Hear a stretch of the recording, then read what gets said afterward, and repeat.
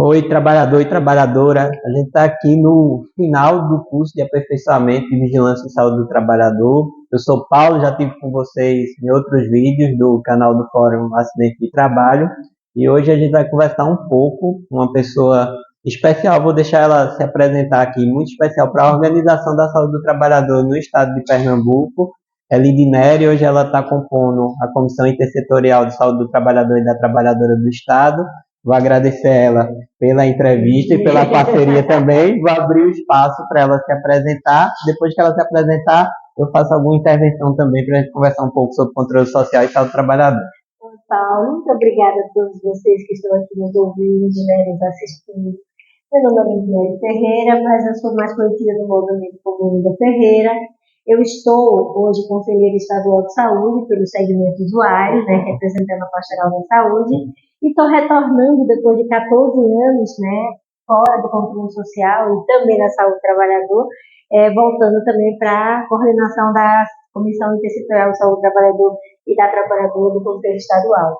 Então é sempre um grande prazer, primeiro, estar trabalhando junto com o Paulo, que tem sido nosso parceiro, desde a minha militância no controle social, desde o começo da discussão da saúde do trabalhador no estado de Pernambuco. Quando a Renata chegou, ainda não tínhamos a política, a gente já tinha algumas parcerias, e que bom que agora retomamos essa parceria agora nele, na Vigilância em Saúde do Trabalhador, e a gente lá no Conselho, retomando e fazendo com que a saúde do trabalhador seja impulsionada, fortalecendo também o controle social. Linda, minha pergunta vai nesse sentido. Justamente eu vou perguntar na experiência de Pernambuco, mas queria que tu também ampliasse a experiência, porque o canal tem pessoas de outros estados, outras comissões intersetoriais, outros conselhos que estão assistindo. Então, qual o papel essencial da Comissão Intersetorial em Saúde do Trabalhador e da articulação dela com os serviços de saúde do trabalhador?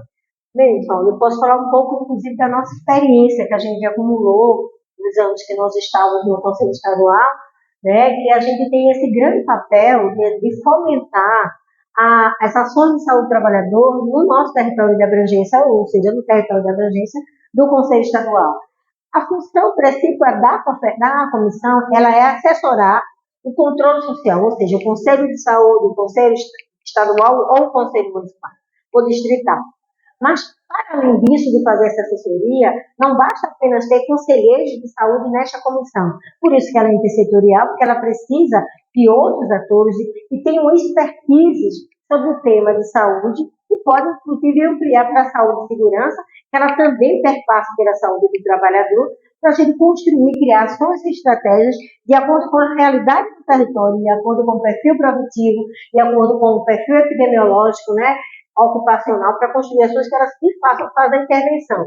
E essas ações que são pensadas pela CIS, com todo esse arcabouço de atores, de atrizes de outros órgãos, de militantes, de sindicatos, é para que o Conselho ele possa propor ações e estratégicas para que estejam dentro do plano de saúde, para que, de fato, essas ações elas cheguem ao trabalhador. Porque não adianta você apenas se reunir, fazer um bom debate, se isso não se traveste em uma ação concreta dentro de um plano de saúde para que esta saúde do trabalhador ela seja implementada.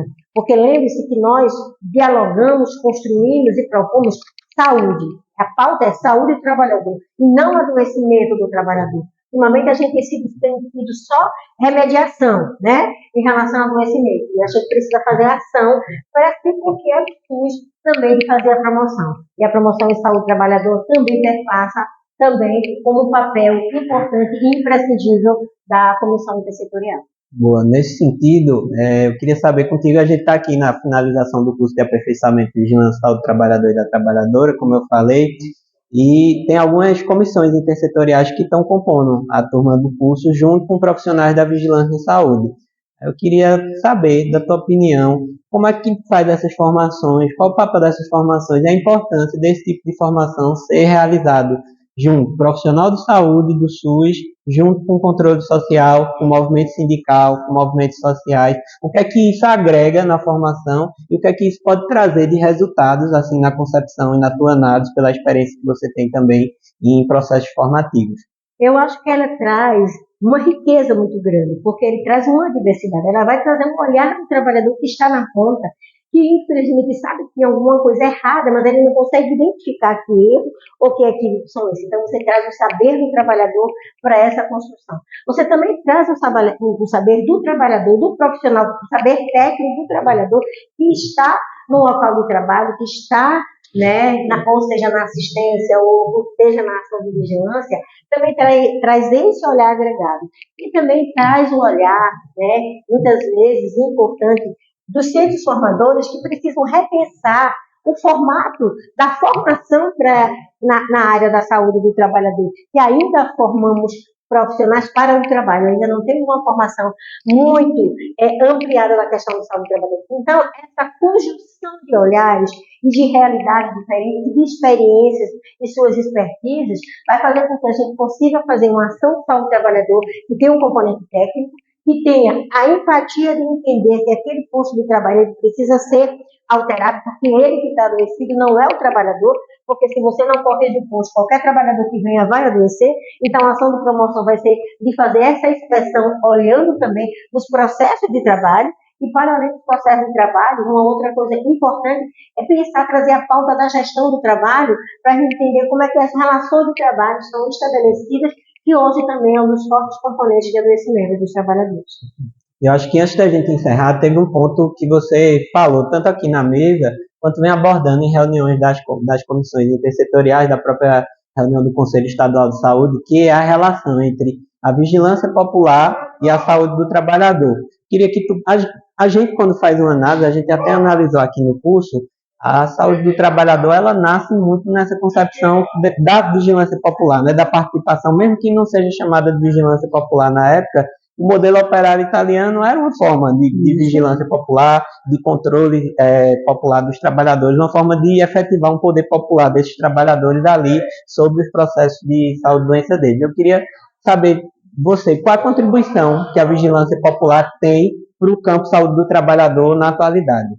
Eu acho que ela tem um papel muito importante, né? Não é a única, mas é muito importante. Quando eu trago que eu desconstruo a história da vigilância apenas do componente técnico, e a gente observa que, infelizmente, hoje, na saúde, a vigilância ela não tem perna de atender às demandas reprimidas que tem, né, no mundo do trabalho. Então, a vigilância popular, como você mesmo trouxe o histórico, né, do movimento anarquista, da organização dos trabalhadores, tudo que nós tivemos hoje de avanço de políticas, ela vem a partir da mobilização e da organização popular, né? Seja no campo da saúde, seja no campo do trabalho, e dentro das outras áreas das políticas públicas, tudo permeou a partir da luta popular. Então, mais do que nunca, ela já está validada, né, a vigilância popular em saúde, ela já está validada. E a missão do trabalhador, principalmente, porque todos os avanços que tivemos foi a partir dessa mobilização. Então, isso mostra o quão importante é o olhar desse trabalhador treinado para identificar o quanto o processo produtivo está adoecedor. Mas, para isso, ele vai precisar de informação complementares, né, de uma diretriz, de uma orientação, para poder ter esse olhar mais ampliado.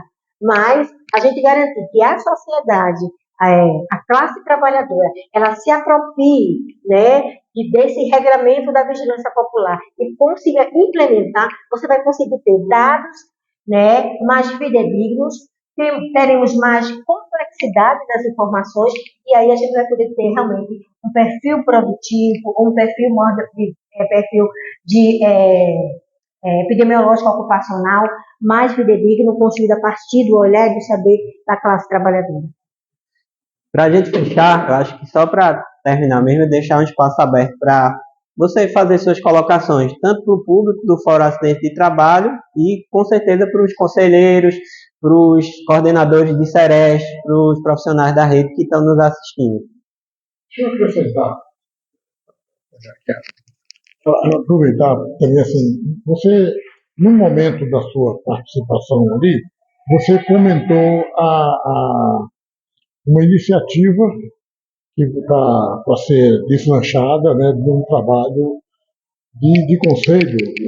Eu queria que você falasse daquela iniciativa que você falou de um levantamento das informações sobre os planos de saúde.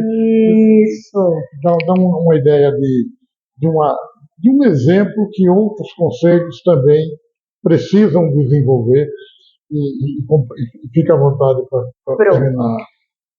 Na realidade, eu quero trazer, a minha fala aqui é de controle social, eu quero fazer agora para vocês, mas incluindo inclusive os sindicatos, as centrais, as federações, as confederações também, e outras representação de trabalhadores. Primeiro, o espaço de controle social é um espaço aberto e é garantida essas representações.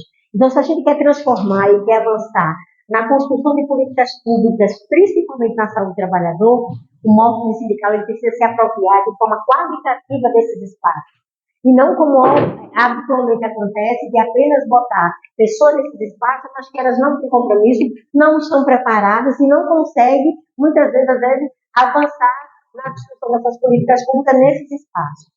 A segunda questão que eu quero dizer é o seguinte: para qualquer política pública se efetivar, inclusive para o trabalhador, e as suas comissões poderem ter um papel, uma atuação autônoma, proativa, precisamos ter controle social fortalecido. Os conselhos precisam estarem fortalecidos. O controle social precisa saber qual é o seu papel e as ações que eles precisam assumir como tarefa. Estamos vivenciando um desmonte do controle social.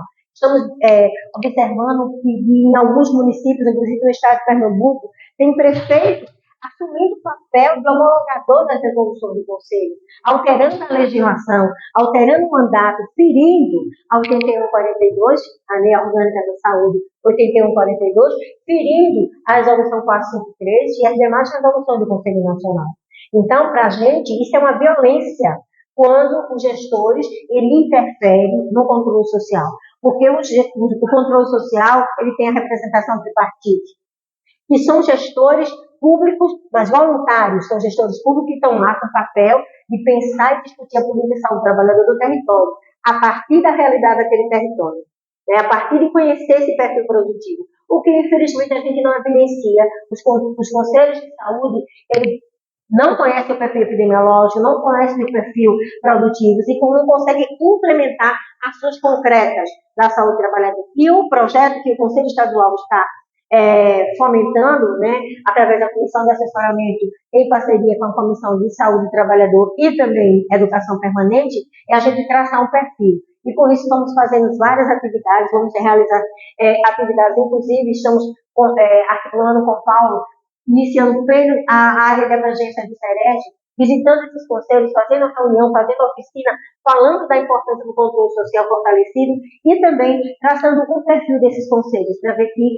o que tiver irregular, se a gente não conseguir negociar diretamente com os gestores ou com o Ministério Público, a gente caminhar, fazer uma denúncia para o Ministério Público Federal, porque o Conselho faz parte do SUS e tudo que impacta na ação do SUS no território também tem um componente federal. E a gente precisa, porque a partir desse diagnóstico, a partir desse reconhecimento, aí sim a gente vai poder fazer com que o controle social atue da forma que tem, e tem que ser respeitado, porque o controle social ele não é massa de manobra, não é uma instância política da secretaria. O controle social ele está dentro do organograma, na mesma linha linear que um secretário de saúde. Portanto, o conselho não é subordinado. Já existe resolução do Conselho de que o presidente do Conselho não pode mais ser o secretário de saúde, que tem que ser ou o segmento trabalhador ou o segmento gestor, o segmento usuário. Gestor, o segmento, o secretário de saúde tem que ser a pessoa que responde pelo SUS estadual ou municipal, ele não pode ser. Então, o Conselho ele tem que ter as comissões funcionando, tem que ter assessoria para funcionar, tudo isso também está regulamentado na Lei 141, a Lei Complementar 141, que regulamenta a questão da emenda 29, mas também diz toda a questão da prestação de conta como tem que ser. Então, o Conselho ele é um órgão que ele ajuda a assessorar o município na política de saúde, porque ele está dentro do território para poder conhecer. E isso é vigilância popular. Por quê? Porque são os usuários que estão no local de trabalho nas suas comunidades, identificando seus processos de adoecimento e morte e trazendo para dentro da gestão no Conselho Estadual ou no Conselho Municipal a sua realidade para que ela seja transformada através de ação dentro dos planos de saúde. Estamos às vésperas da construção dos PPAs no município. Precisamos garantir que todas as políticas públicas sejam colocadas dentro dela, inclusive as políticas de equidade. As políticas de equidade são aquelas políticas para a população que estão vulnerabilizadas, elas não são vulneráveis. Aqui no estado de Pernambuco, 70% dos municípios de Pernambuco não tem, dentro dos seus planos de saúde, política de equidade.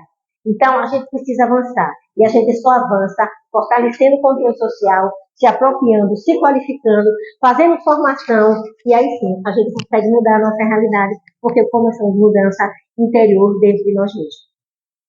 Muito legal. Obrigado para você, Linda. Obrigado, Paulo.